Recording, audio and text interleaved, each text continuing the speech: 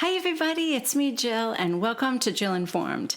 This is the recap of The Real Housewives of New York City, Season 13, Episode 15, Bitching and Ramoaning. Guys, we are still at the Black Shabbat dinner. I mean, really, the dinner didn't even start yet. To refresh your memory, Archie, the host, is attempting to complete a sentence, but Ramona and Sonja are performing their stand-up act and are interrupting her every chance they get. Leah, due to an exposure to COVID, has been reduced to an angry, shrunken head sitting on the table that can't see or hear anything. Ramona would like them all to recognize that she's the real victim here because 46 years ago, some Jewish college kids shunned her. Leah asks Ebony to carry her into the other room so that they can have a private conversation. And after asking the host when the food is going to be served, Ramona gets up and wanders into the kitchen to take matters into her own hands. And I think we're all caught up. Ramona's in the kitchen and she says to the caterer, "What can I say?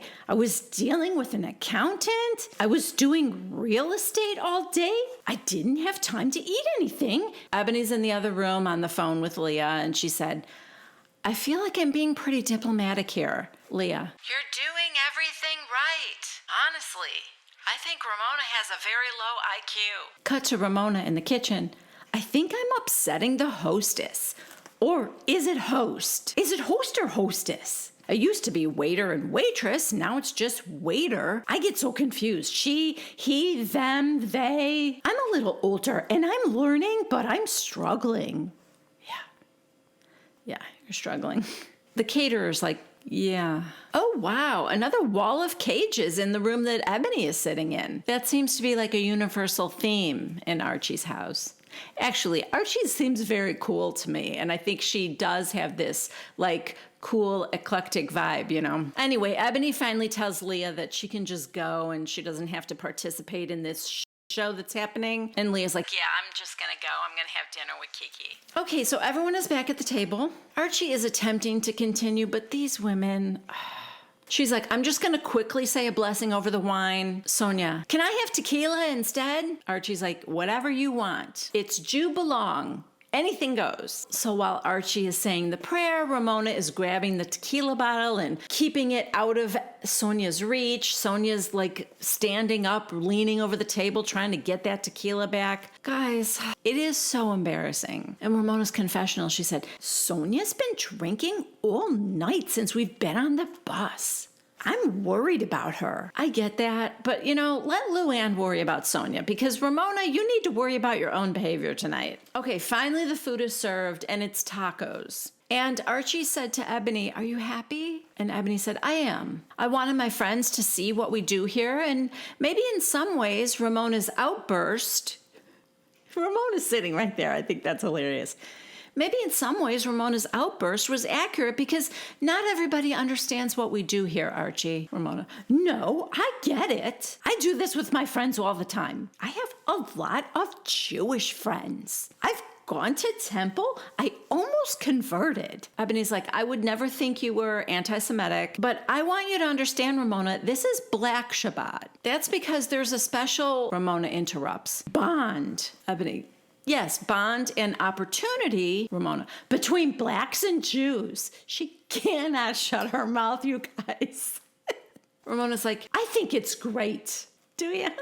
Ebony's like, "Listen, it's not meant to alienate anybody else, Italian, Scottish, anybody else. It's just to say that in this country, we share a unique experience." Ramona, "I understand. I get it." Archie goes, "I hate to keep bringing this back to Shabbat." And Ebony goes, "No, don't hate to do that." Sonja goes, "It's a Shabbat dinner."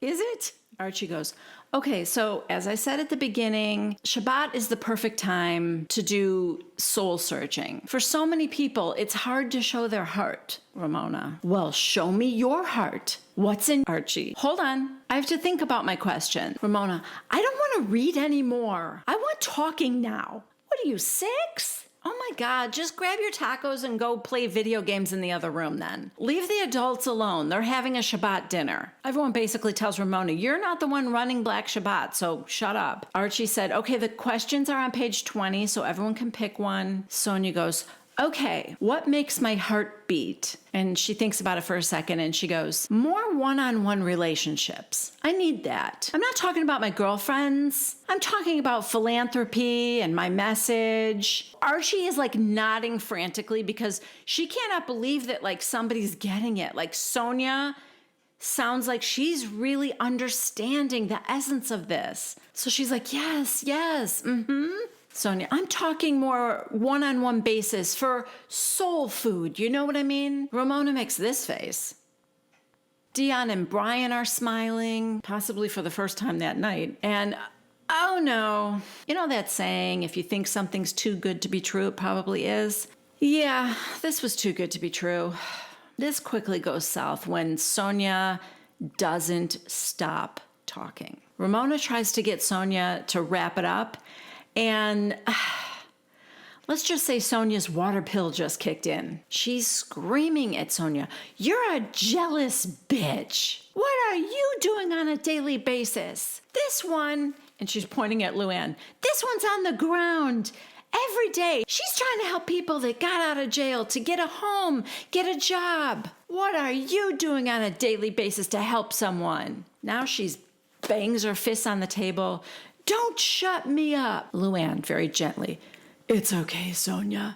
Sonja, it's okay. Sonja, don't you ever shush me." Archie is now desperately whispers, "Ebony." Ebony is looking down and doesn't even see her. I don't think Ebony wants to make eye contact with any of her friends. And Sonja's tirade continues. "For my works of faith and giving back and passion, never shush me. Please have some boundary.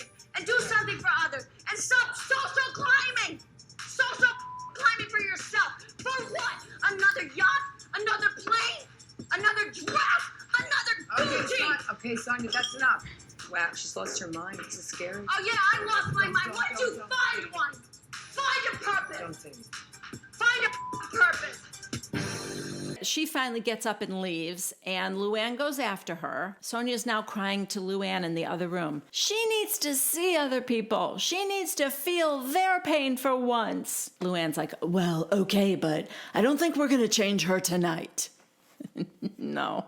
Or ever. Back at the table, Ebony goes, "Okay, I'm going to say this with love, but time out on the white people tonight." Ramona, "Oh, we're segregated now? That's so funny. We've been segregated." She's wearing a zebra print dress. "I'm white and black." And, it provides a little levity. People laugh. Brian goes, "Yeah, well, we're going to hear from the culture tonight. And we're going to hear from Lenara now." And Ebony goes, "Yes, Lenara, what question would you like to answer?" And Lenara says, "When did I feel that my life was most meaningful?" So she starts to tell this story. She said, "Last year at this time, I gave birth to a 29-weeker. I was in the NICU for," she's interrupted. Guess who interrupts her? Yeah, well, it's not Dion. It is Ramona. Wait, time out. Oh my God. Dion actually looks like she wants to strangle Ramona. "You gave birth early?" Lenara, Ramona, "Because normal is like 40 weeks, right? Could you really not let this woman tell her story? Seriously, what is wrong with Ramona?" Lenara says, "Yes, and my son and I both almost died." Ramona, "Oh my God, are you serious?" Now I want to strangle her. Lenara, "Yes, I had some poor medical service, as most black women experience." And then Archie asks her, "Do you think the treatment you received is because you're black?" Lenara, "I know that the treatment I received is because I'm black." And Archie said, "Because why?" Like she's trying to prompt her to continue on with her story. And Lenara tells us that she has fibroids, and she said, "I had a fibroid that was degenerating, and they didn't believe that I was in as much pain as I was communicating to them. So instead, they thought I was addicted to drugs. And they treated me as I was asking for pain medication for 5 days, as if I was trying to hurt myself and the baby. So because I was in pain for so long, they induced my labor." So Ramona said, "So how would a white woman have been treated differently?" Oh my God, make it stop. Lenara said, should that have been you? And there was a study that just came out about this last week, that as a white woman, you would have been given the pain medication when you needed it in order to manage it and stay ahead of it. So this would never have happened. And also then I'm assuming they never would have induced labor at 29 weeks if they were managing Lenara's pain, right? This is a horrific story, but Ramona is going to attempt to one-up that story. This is so offensive to me. It's just so offensive. She said, let me tell you something. When I was having my daughter, Avery, who everyone thinks is actually my sister because we look so much alike and because I look so young and beautiful, I was in major pain and I had a black nurse. That's how she says black.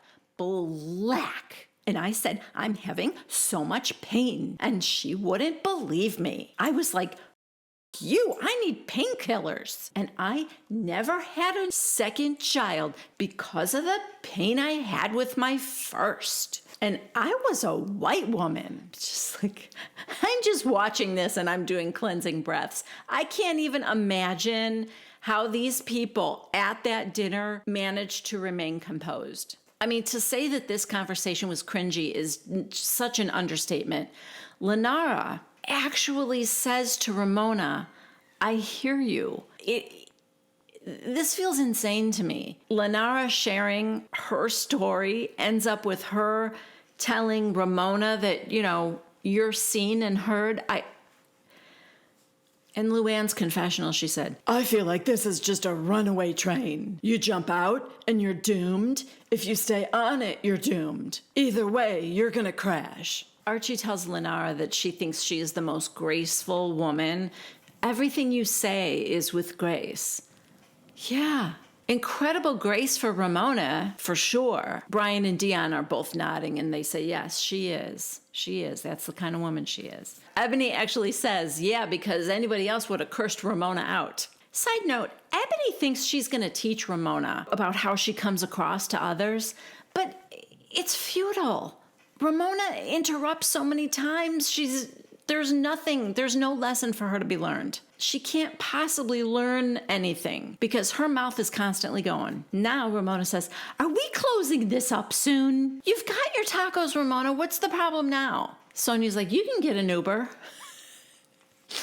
And Archie said, do you have to leave soon? Ramona, it's like 9 o'clock. I've been here for 4 hours. I'm tired. I want to go home and go to sleep. Ebony goes, I'm not holding anybody hostage at Black Shabbat, so you should go home. This isn't like the first time when Archie felt like she had to tell Ramona she was sorry to get her to stay. No. Now people are like, okay, that's fine. If you need to go ahead and go. They want her gone, and I don't blame them. Ramona wanders into the kitchen, and Nathan, one of the production guys, is there, and she said, I need an Uber. So he's like, okay, if you want to leave. So they call her an Uber. Oh my God. Ramona comes back to the table while she's waiting for the Uber driver because she wants to answer her question. The question Ramona would like to answer is, if I could change one thing about myself, what would it be? To be less unfiltered. I sometimes speak without thinking. I didn't mean to insult anyone tonight. And everyone's like, just go, please. She's like, I'm sometimes like a 2-year-old. She says that she knows she needs to change, but she still wants to be able to say what's on her mind. But that sometimes she doesn't think about other people's feelings. Sometimes. I love the benefit of the doubt she gives herself. And I don't take in what they're saying because I jump in with what I'm thinking. Sonja goes, well said. Archie, have you always been like that? I think Archie's trying to figure out if, Ramona has a brain tumor or something. Is there a reason for this insane behavior? But no, Archie's like, even as a kid, and Ramona said, yes, she was worse as a kid. Sonja, yeah, you're much better now. We get a flashback to all of Ramona's bad behavior. And you guys, look at this cutie pie, Coco, from 9 years ago. That's Coco. Oh. when she was just a 28-year-old puppy back then. So the Uber comes and Ramona is out of there. And just as I suspect, the next scene is the next day.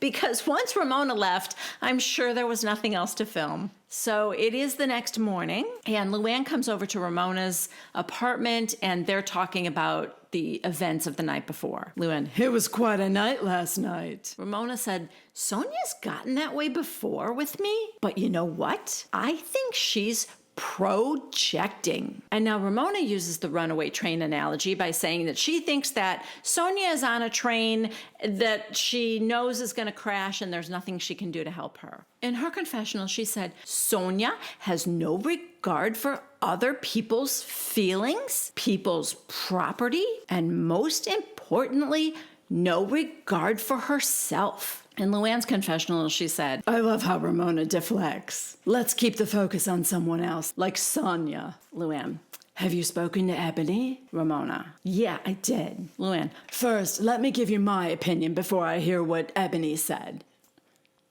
Okay. First of all, it was so rude, and I'm being honest here. Ramona, well, I was starving. Luann tells her how she could have just sneaked a little bit of food out of the kitchen and come back without saying anything or embarrassing Archie. I mean, there were hors d'oeuvres. Ramona said she apologized to Ebony first thing in the morning. Ramona said, yeah, I called her and I said, I'm sorry for what I did. I had too much to drink, and I was tired and hangry.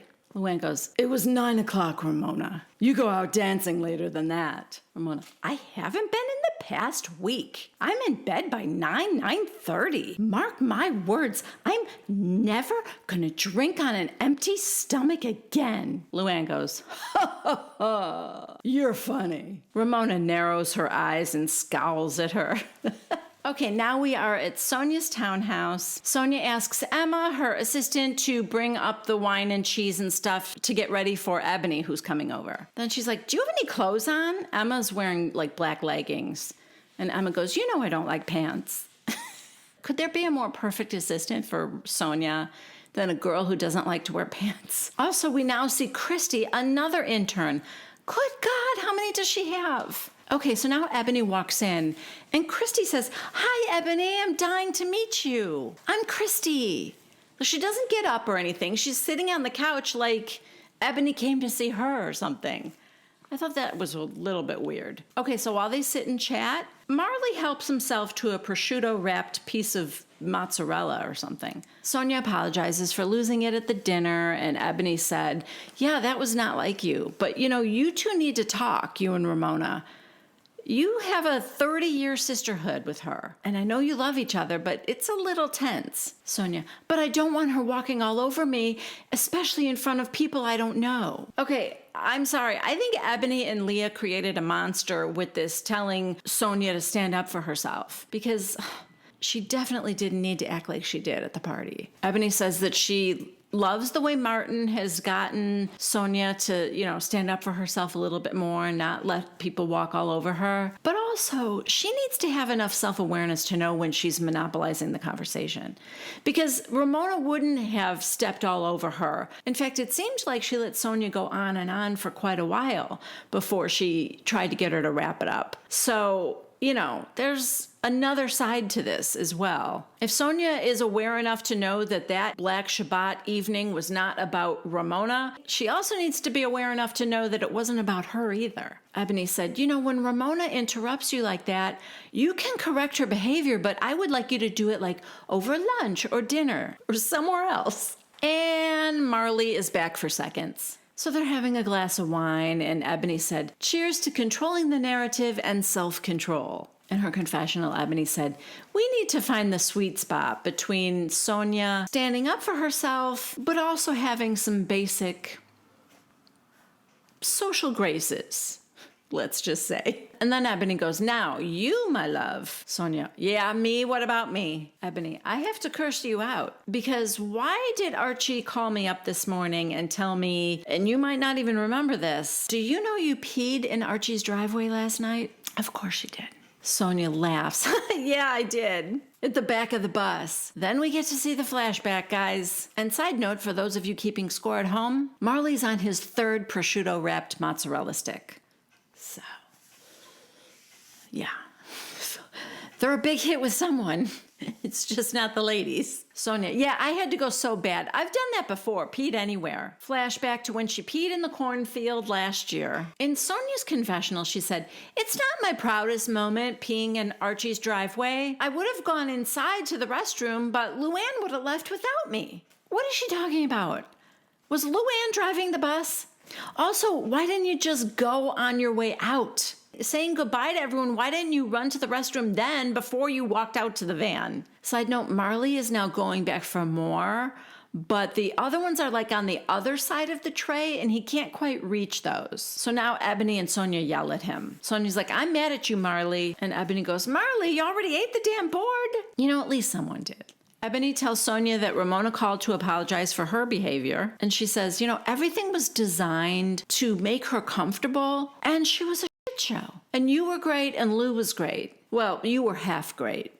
And then she laughs. Yeah, Sonja wasn't great. Luann was great that night, surprisingly. Next, we see Luann in a restaurant.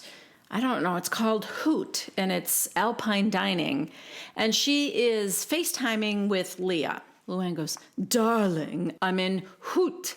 Leah, Where are you? It looks like Colorado.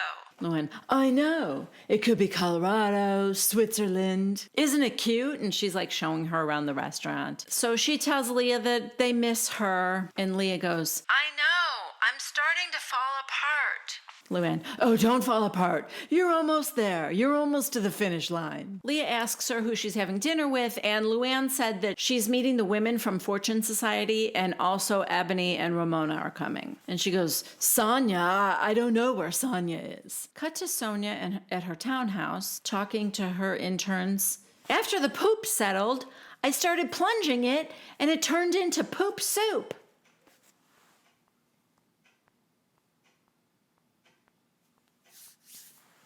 Okay. Side note, guys, quick question. Is Erica Jane interning for Sonja? Is that what it's come to for her? Oh no, that's Emma. Sorry. Back at the Alpine Lodge, Ebony gets there. They're both chatting with Leah now. Leah says she's having a little FOMO and she's missing going out with the ladies. She asks how Sonja and Ramona are doing, and Luann said, "Well, Ramona's gonna be here in a minute. And Sonja, I don't know. I don't know why she couldn't come." Back to the townhouse. If you leave the water, the poop disintegrates. So why would I call a plumber?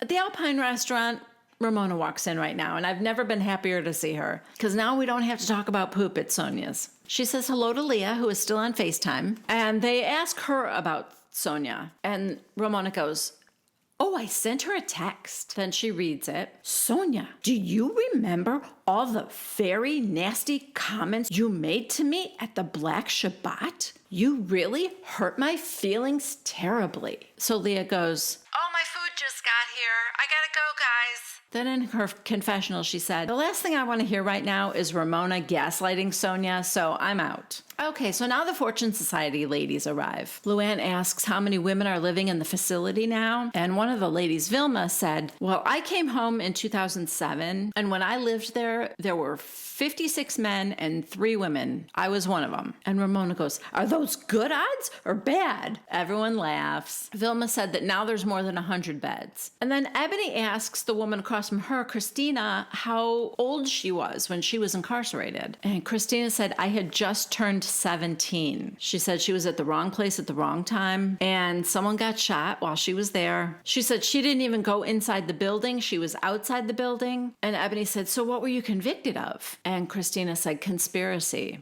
Luann, "Oh my God." Ramona, "Conspiracy from a legal standpoint." Time out. Ebony is the lawyer. What are you going to say right now, Ramona?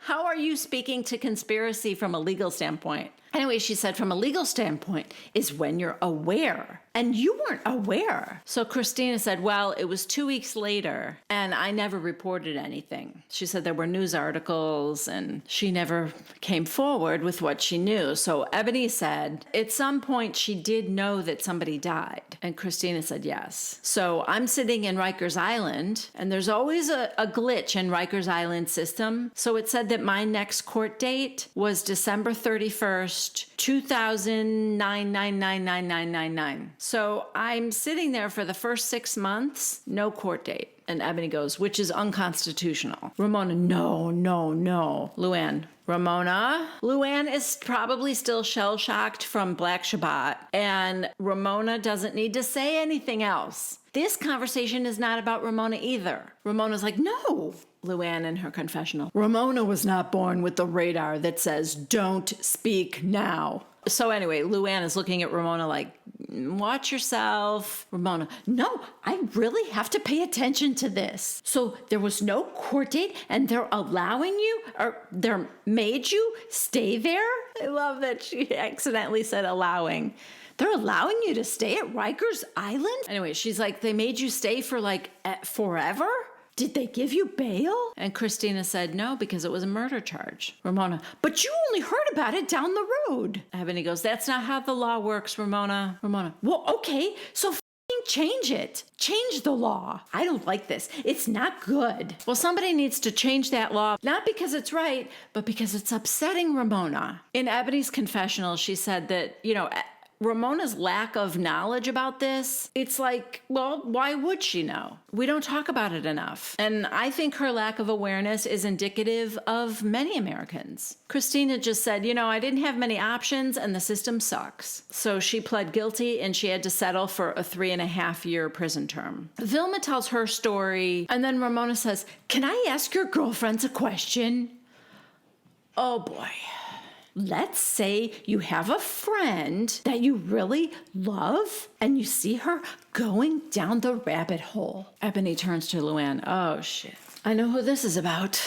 Ramona's like, how do you try and help? I didn't name names. I'm just asking a question. And Vilma's like, well, the thing is, you can try your best, but it really comes down to them. You can be there and be supportive. The other woman said, let them know that the door is always open, but you have to let them go through their own process. Luann, that's the problem. Even if you say to her, oh, you did this and you did that. You left with a guy. You forgot the caviar. Oh, God. Luann will not let the caviar go. That is the most egregious part of the whole thing for Luann. I bought you caviar for your birthday and you left it.